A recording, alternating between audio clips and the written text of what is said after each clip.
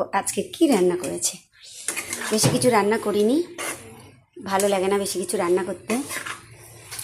শীতের দিন সময় এমনিতেই কাজ করতে করতে কমে যায়। দেখো বাঁধাকপি দিয়ে বড়ি দিয়ে তরকারি করেছি। এই প্রথম আমি বাঁধাকপি করলাম, আগে বাঁধাকপি আনিনি, কারণ বাঁধাকপি বেশি খেলে গ্যাস হয়, ইউরিক অ্যাসিড বাড়ে, অনেক কিছুই বারণ থাকে বাঁধাকপি অনেকের খাওয়া, আমারও বারণ বাঁধাকপি খাওয়া।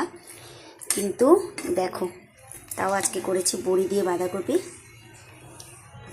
আর করেছি দেখো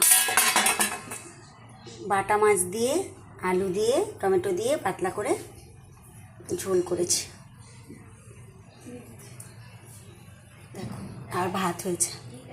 তো এই হয়েছে আজকে দুপুরবেলা রান্না, আর কিছু হয়নি। বাঁধাকপিটা এখনও শেষ করে উঠতে পারিনি, দেখো এখনও হচ্ছে।